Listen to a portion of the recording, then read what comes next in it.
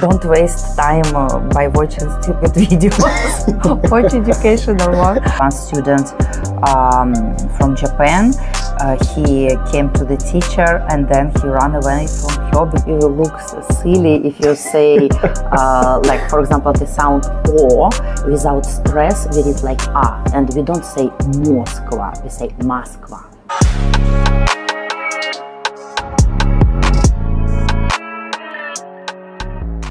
Could you please introduce yourself? Hello everyone. Hello Andy. Hi. Thank you first of all, of course, for inviting me for your interview. It's my pleasure. Thank you so much, guys. My name is Anna. I am a teacher of Russian language as a foreign language. So I teach foreigners and I live here in Russia, in Moscow. Ah, nice. And Anna, can you tell us about your education? Yeah, right. So I have two educations. My first diploma is a teacher of Russian language and Russian literature for Russian-speaking people. And also I got second education. It's I'm a teacher of Russian language as a second language. Yeah, maybe you know that it's two different methods. How we teach native speakers and not native speakers. Of course, yes. Okay. And you graduated from Moscow State University? Yeah, right? MSU, Moscow State University by Lomonosov. So you can definitely trust her with the tips we're going to get because she's overqualified. Yes. I like if I do something, I prefer to do the best. So can you tell me a little bit about Moscow State University? Maybe give us a history about it because I know you know a lot about the school. You schooled there. Maybe you can explain a bit to the fans watching. Yeah, it's very interesting history of this university. Why this university is so special? Because as you know, till 18th century, education was available only for high society level people. Oh. Yeah, okay. so, and you know, until 18th century, Russia was maybe something still we have in India. We call it castes.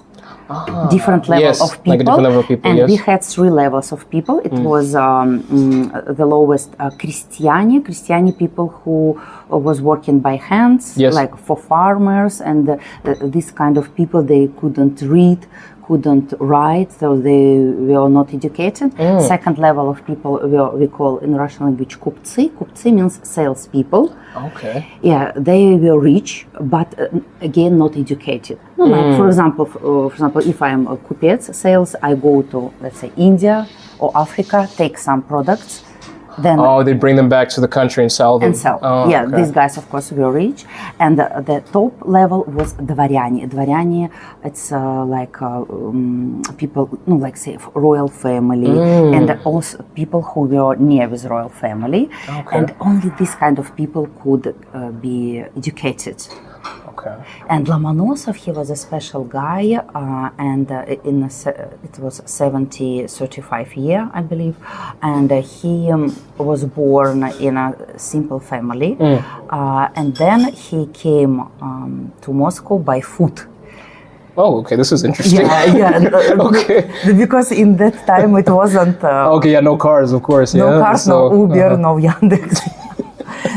You know how he wanted to study. Yes.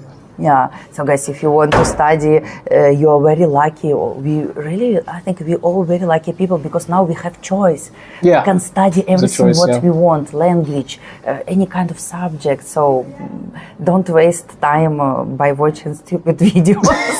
Watch educational one. So, and Lomonosov, I don't remember actually, I forgot. His trip was maybe 3 days. He found, he found some caravan. Caravan, it's a word from, I don't know, from maybe Arabic language, means when people go step by step.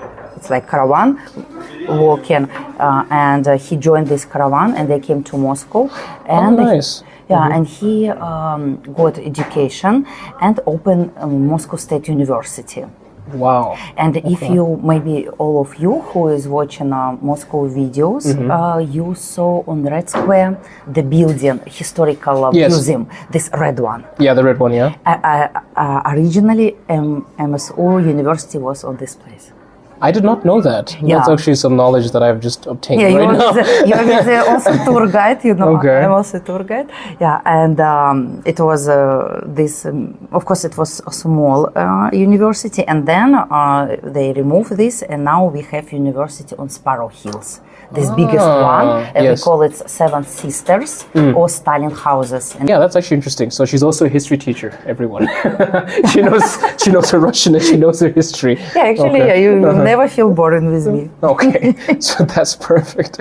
And you also have a YouTube channel. Could you tell us a bit about what you do on your YouTube channel? What is it about? What do you do there? Yeah, my YouTube channel, Anna Global Travel. Okay. And originally idea of the channel was travel in all the world, but when started pandemic and nowadays it's so complicated to travel, and but anyway still it's under global travel because so many foreigners come to Russia. Yeah. Because Russia it's like became global country. So yes, now it's a global country. Yeah, yes. and channel is about Russian language. So I teach Russian, and also it's about travel to Russia, and it's common about Russian culture. So everyone who is going to know more about Russia, he can watch my channel, and like I do some video, and I always give some small words how to say in Russian. Like for example, I do video about ice skating, and I add in Russian and in English translation how to say katok, ice rink. Okay. Some words, and people can learn something, because it's important when we learn English not only learn grammar but also to know the culture. Yes, culture, context, grammar, all of these things are important. So yes, I will also leave her channel link in my description, so you can also follow her. Really good courses there, really good videos, and you can also join her live streams. She goes live a lot. Okay, getting into the meat of the conversation. Russian. All right. A lot of people that are watching this video are watching it because they want to learn Russian, they want to speak it, and we have a Russian teacher in front of us right now.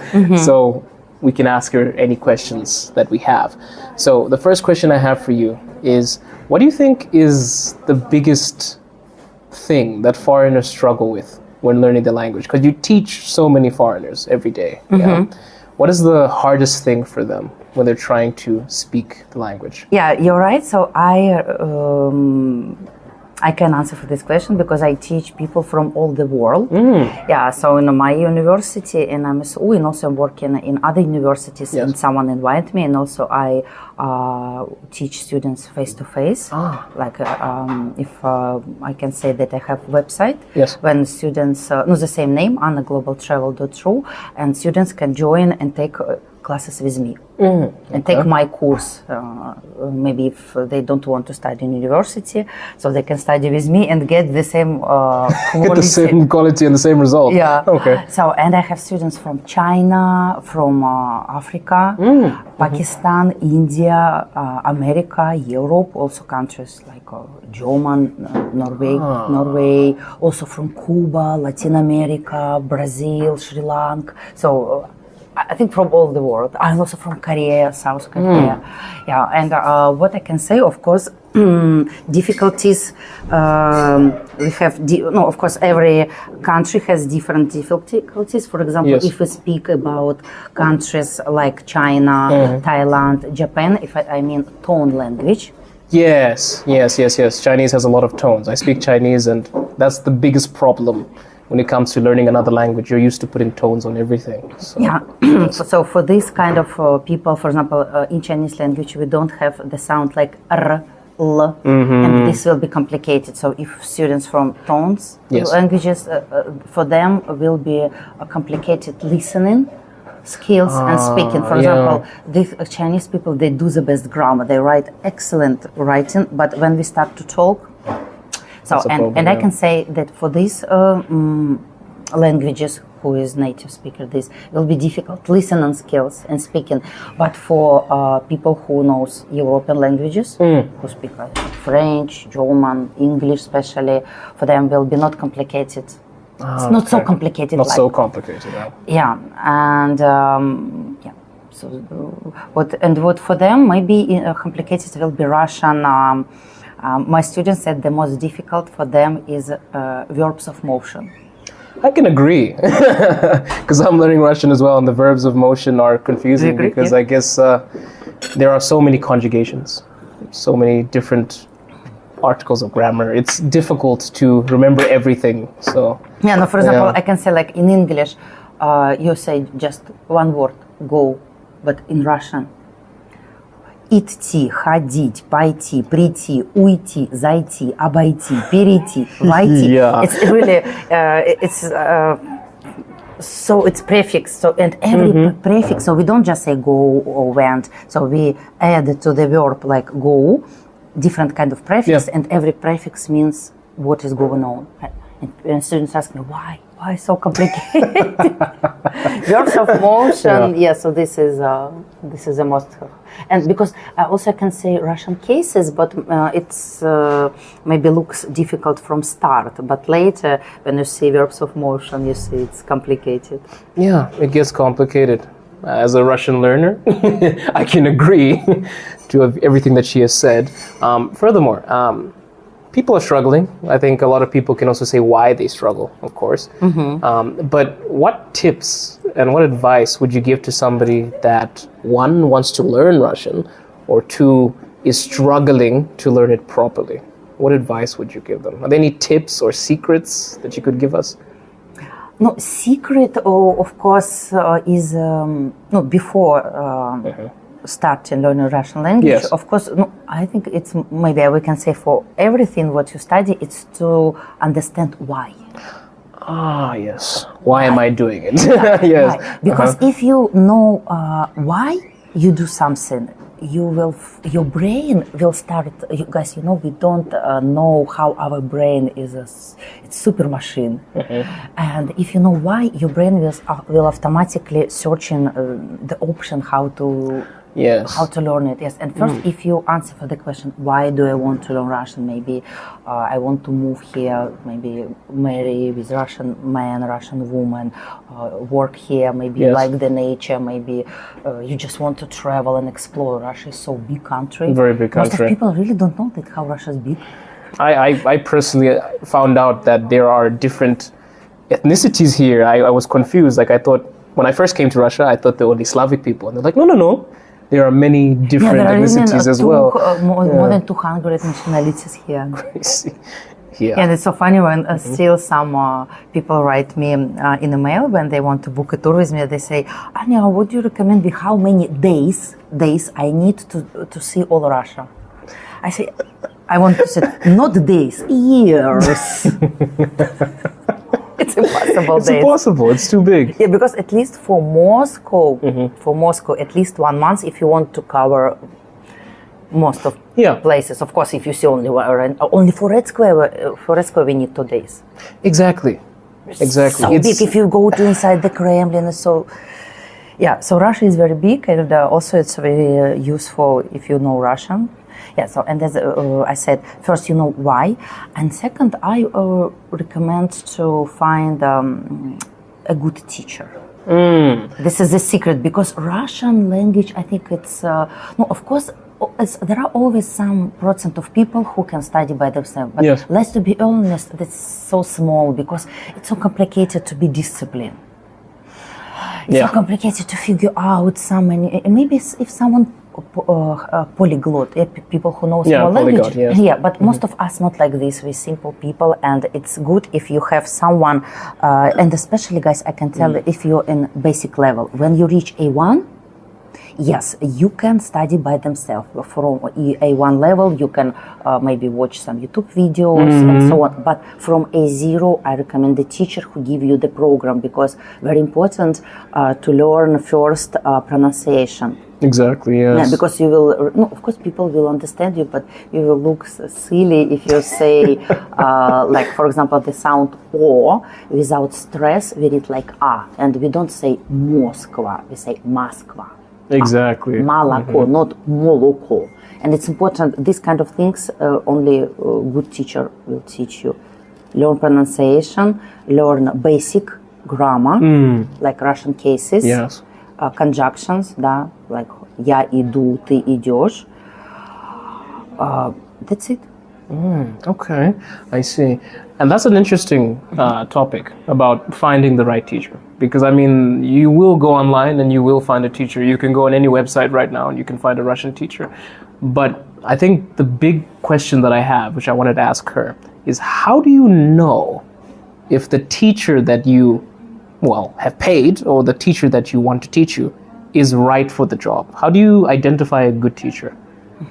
Yeah, it's a very good question, because unfortunately not everyone know how figure out a good teacher. For example, I am a teacher, and if I want a teacher, like, for example, I want to improve my English, or if I want to learn, let's say, I don't know, not important, Chinese, Spanish, and I can analyze teacher because I'm a teacher.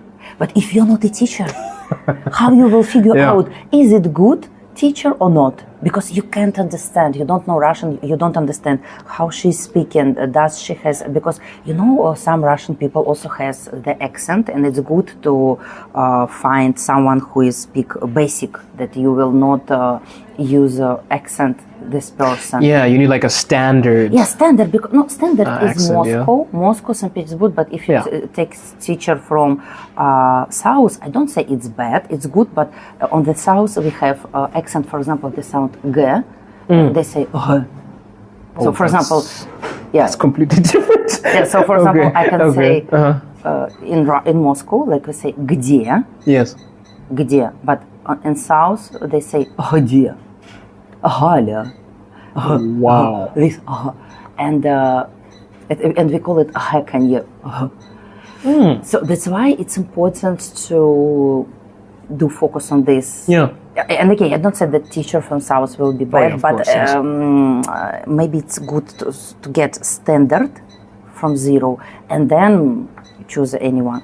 And second, what you can do, if you find any kind of teacher on website, on any kind of things, you can ask teacher diploma.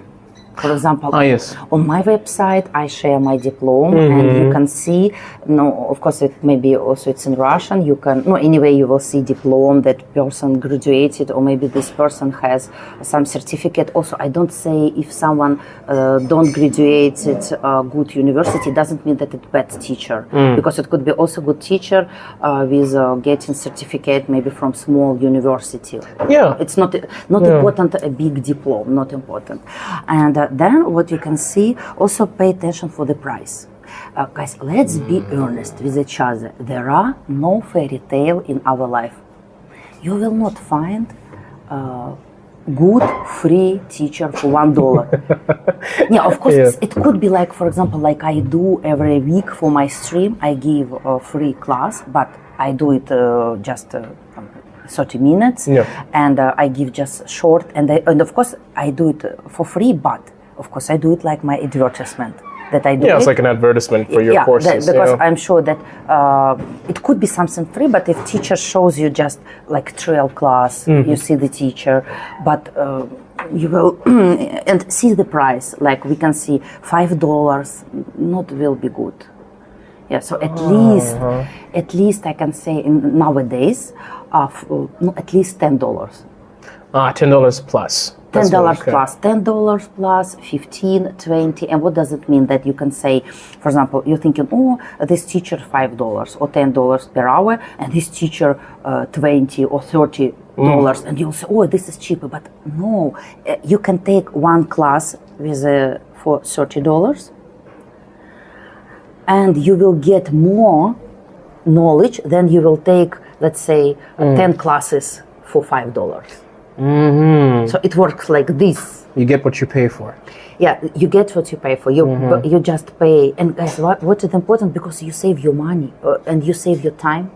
You just spend 1 hour with a good teacher, and you get so much knowledge. Then you will spend 10 hours with a low price. Yeah, so this is what I recommend. First, ask the teacher any kind of certificate. Then see the price. Don't choose a small price. And of course, you can always take one class and see your results. Also, you check everything good, and then let's say, maybe you have 5 classes, and after 5 classes, check yourself. Do you started to speak, or do you still speak only English with your teacher? Can you say something like, "Hi, my name is Anna. Привет, меня зовут Anna." Can you say something in Russian? Can you read? Can you maybe write? And if you see that after 5 classes you're on the same level, something is wrong. Yeah. Anyway, it must be progress. Small, yes. we're all different. Yes, of course. People catch on faster than others. Yeah. But it should be any kind of progress. Exactly. Those are really good points. Because a lot of us don't know these things because we get a teacher, we say, okay, fine, I have a Russian teacher, everything is perfect, but we don't know the variables. So that's also very important. Thank you for sharing that. And sorry, and I want to add that why we speak about it, because it's not just my thoughts, it's experience from my students who came to me and told me, so it's not my words, it's words my students and students who came also to my I also have friends who's teaching, and also they tell me the story, like for example one student from Japan, he came to the teacher and then he ran away from her because she started He ran away. Yeah. Okay. Because she started to teach him like we Russian teach Russian people. And he shows him all, like we have, guys, 6 Russian cases. It means that we change words because of situation. Like and she shows him all Russian cases, all 6. All of them in first class. Like we do it in Russian school, and also we Russian kids. I remember what is going on, what is it? And this is guy from Japan. Oh my goodness. We never do so. We show step by step. We start from the case 6 when we say where is phone, and we step by step, and he ran away. And what is the problem that if you choose wrong teacher, that you lose your time, and then second teacher will need to start to teach you again and correct mistakes. It's always hard. It's not hard to teach you. It's hard to correct someone's mistakes. That is true. That is true. It's hard to correct. Yeah, maybe you fail. You're a teacher. Maybe you faced also if some students came to you and you see some mistakes from other teachers. Maybe also when I speak English, I maybe also do some mistakes.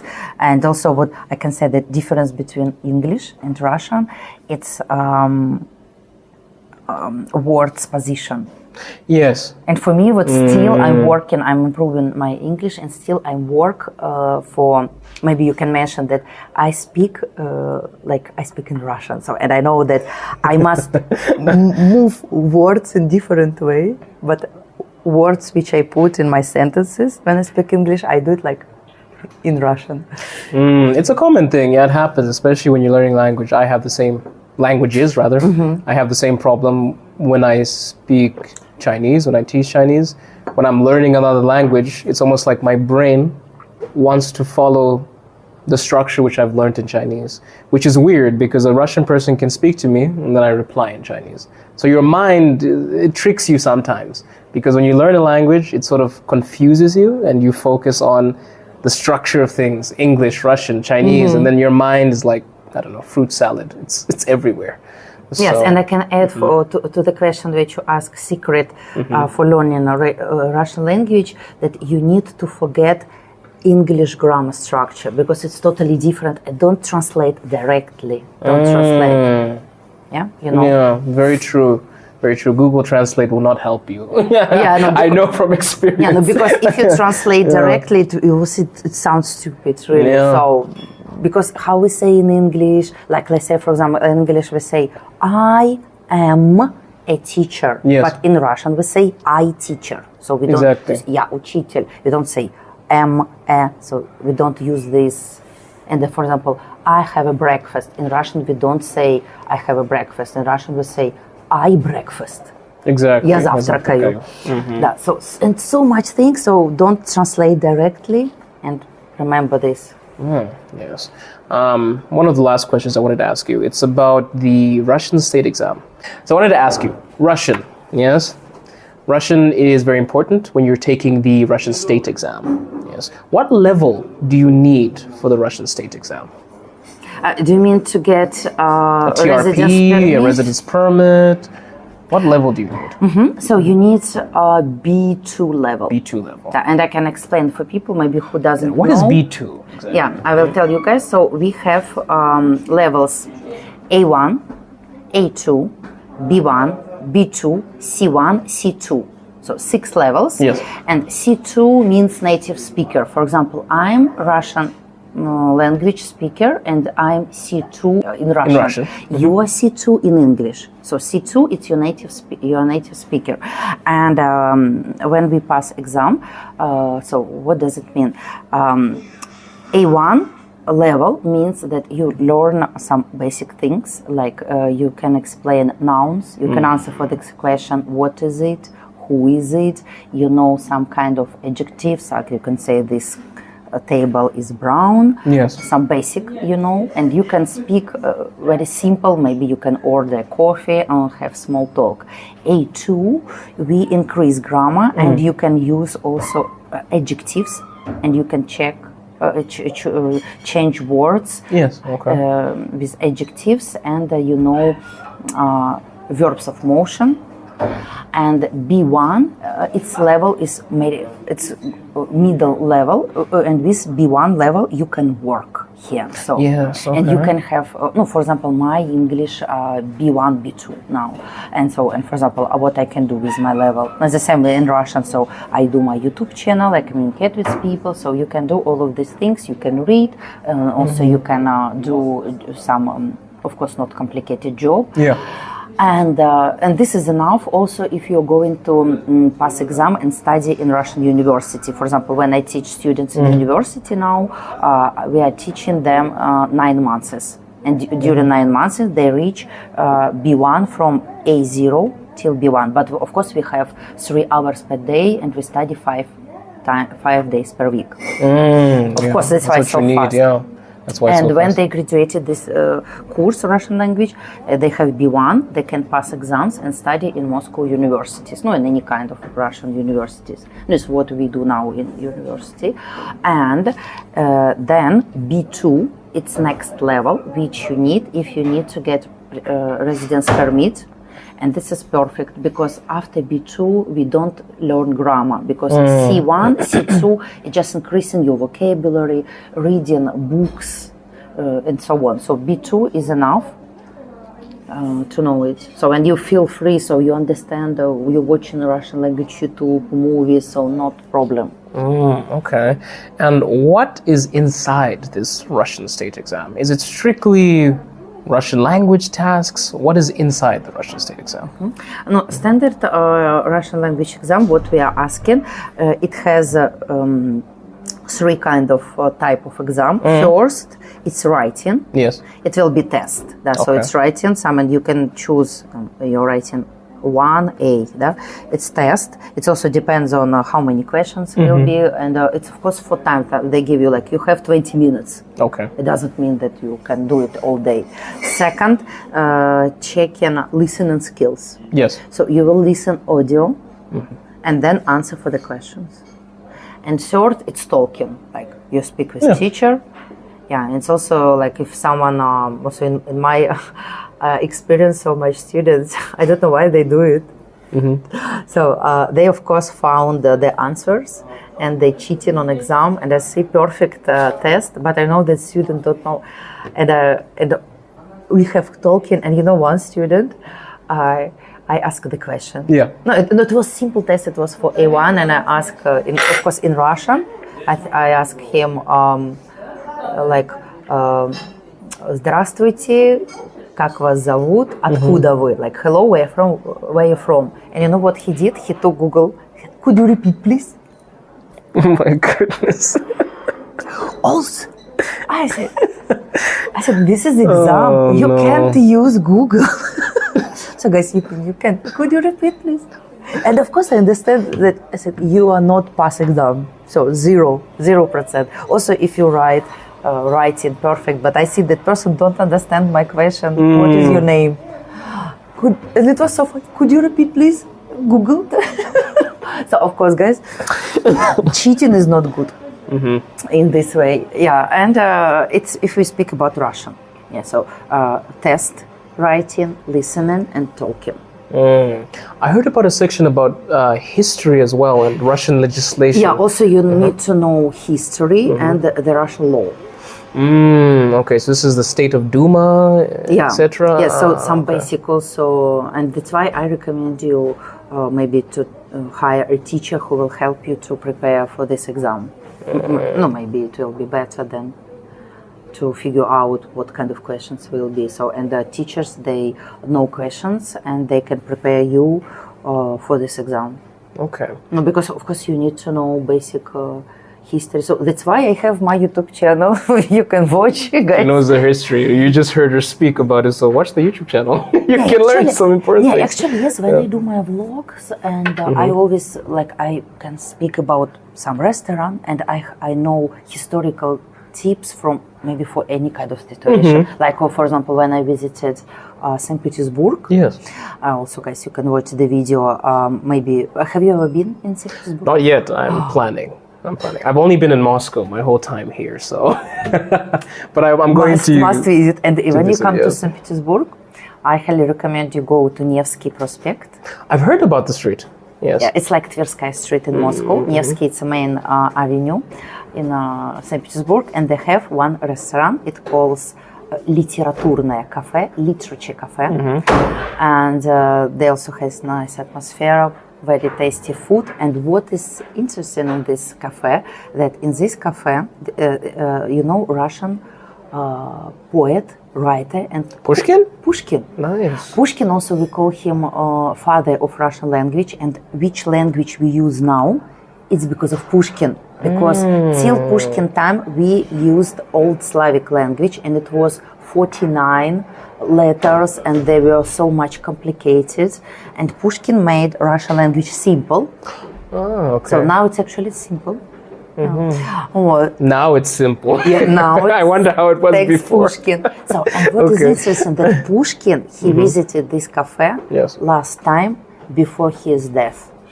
Oh, really? Yeah, you know what is duel?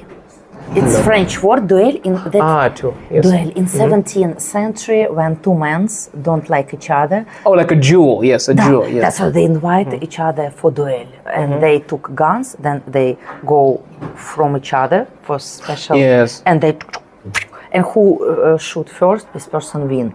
And Pushkin, he visited this cafe before his duel, and he was just 33 years old.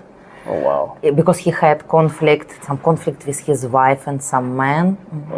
Yeah, and he took his last breakfast. And I was so excited to visit this cafe. I was sitting in the same table when Pushkin was sitting, and I was looking like a Pushkin in the window. Because I'm Russian language and literature teacher. Of course, I like this kind of stuff. Yeah, and he came to duel, and he was killed. Wow. Yeah, so welcome to my channel. I need to visit, and I need to watch more of her videos so I know where I should visit, right? And it's really much interesting when we travel, not just, beautiful building. What's the history behind it? What's the history? Yeah, this is interesting. True. And then when you go to this cafe, you will feel the history. And also in this cafe, originally, you can find the guns from which Pushkin was shooting. Yeah, and it's very interesting. We call it gobelin. Gobelin means it's like a wall and something writing here. And it's a library, original library from Pushkin house. Excellent. Wow. But it's not real books, but it's hands job. Very big wall. I will send you pictures. So. Yeah, please send me pictures. I would love to visit this place. I have one last question for you, and then we'll wrap up. So I always ask this question to all of the people that I interview. What would you say to an American, a Pakistani, a Chinese person, any foreigner that wanted to come to Russia?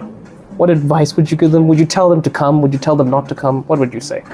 Of course, I suggest everyone to come, because everyone should to make his own opinion. Yeah, because we see so much information coming to our brain from all the world. You can just come and see how it looks.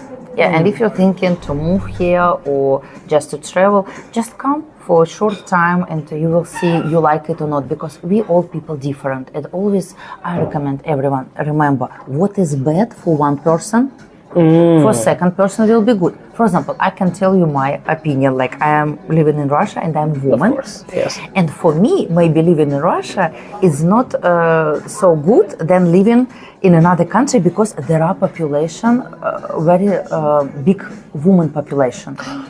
I want it. And for me, for example, it's quite complicated to find a life partner. But if you are a man, Lots of options. It's a paradise for you. No, something like this. And for example, I don't like cold weather, but I know so much people who enjoy cold weather. So that's why, guys, I recommend everyone don't listen other people and don't trust.